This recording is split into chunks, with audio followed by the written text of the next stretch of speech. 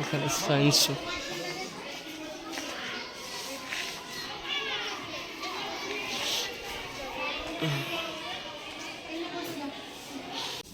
Welcome.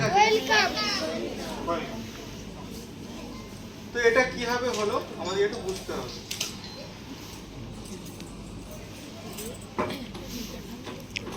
এটা কিভাবে হলো জানতে গেলে আমাদেরকে প্রথমে কিছু জিনিস জানতে হবে, যেমন হচ্ছে যে অ্যাসিড কি সম্ভব বসা যাবে এর উপরে, কিভাবে লাগবে, তাই না?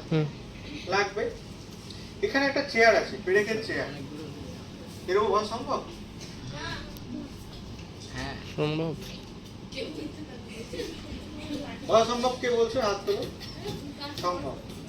আর কেউ? বলা সম্ভব। চলে এসে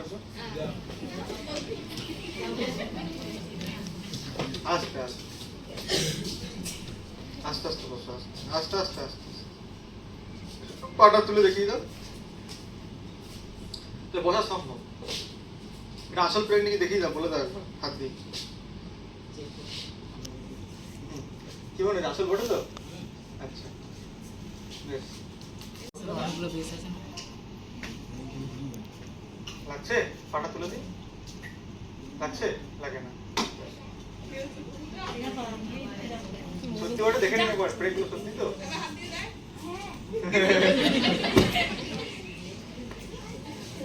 আস্তে আস্তে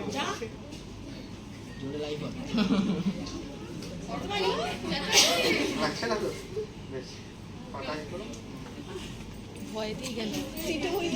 হচ্ছে এর মধ্য দিয়ে বাতাস বেরোয়, ঠিক আছে? এবারে বলটা আমি এখানে রাখছি, যদি এটা চালানো হয় তাহলে কি হবে? বলটা উপরে উঠে পড়ে যাবে? পড়বে না। কি হবে? উপরেই থাকবে, পড়বে না, ভাসবে নাকি ওখানে? দেখা যাক কি হচ্ছে।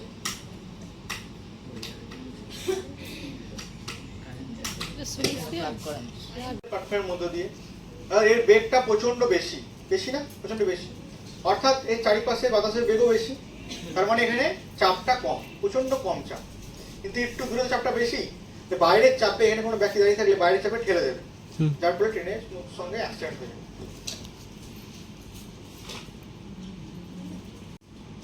এটা একটা কয়েল দেখা যাচ্ছে, আর এখানে একটা কয়েল আছে। কয়েল কি?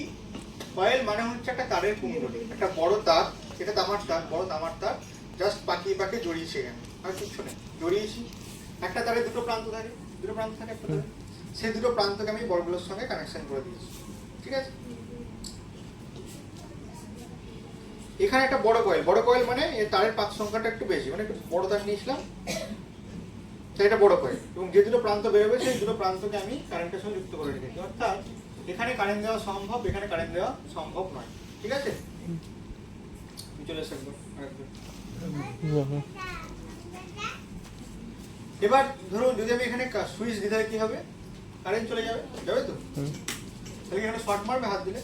কি মনে হচ্ছে? দেখো হাত দিয়ে শর্ট মারছে কিনা, বলতো মারছে? উপরে হাত দিয়ে দেখো, মারছে না? এগুলো হাত দাও, হাতে হাত দাও, নিচে মারছে না, তার কারণ হচ্ছে এগুলো ইনসুলেটর, ইনসুলেটর মানে হচ্ছে যার মধ্যে দিয়ে কারেন্ট যায় না, ঠিক আছে? এবার যদি আমি এটাকে নিয়ে যাই এর মধ্যে, তাহলে কি হবে?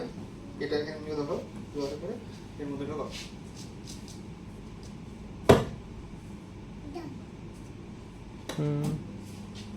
কি হচ্ছে? জ্বলছে, তাই না?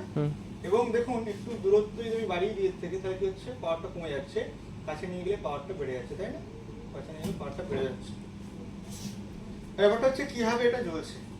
Electromagnetic induction. হ্যাঁ, ইলেকট্রোম্যাগনেটিক ইন্ডাকশন। এটা কিভাবে জ্বলছে?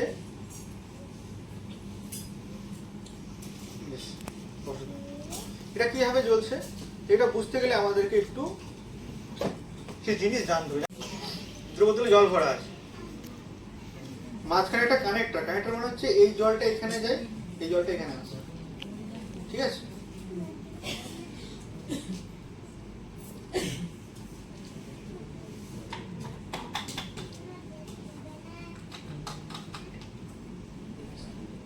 এবার আপনারা বলুন কোন ঢাকনাটা খুললে জলটা পড়ে যাবে? হ্যাঁ, কালোটা খুলে দিলে পড়ে যাবে। পড়ছে না, এই সাদাটা খুললে পড়ে বলছো, সাদাটা খুললে পড়বে। খুললে পড়বে। এবার দুটো খুলতে হবে, আচ্ছা, একটা তো বলে দুটো চাই, এটা দুটো খুললে পড়বে নাকি? হাওয়াটা টানতে হবে আবার। এই পড়ছে পড়তেছে আসতে।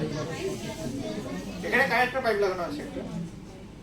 তো প্রথমে আসছিল না কেন? যখন এটা বন্ধ ছিল, কারণ এই বায়ুটা ব্লক হয়েছিল, বেরোচ্ছিল না। ঠিক আছে, এটারও সেম কেস। যখন দুই দিকে চাপটা সমান হবে তখন কি হবে? জলটা আসা শুরু করবে এবং এটা কতক্ষণ পর্যন্ত যাবে? ততক্ষণ পর্যন্ত না দুটো সমান হচ্ছিল।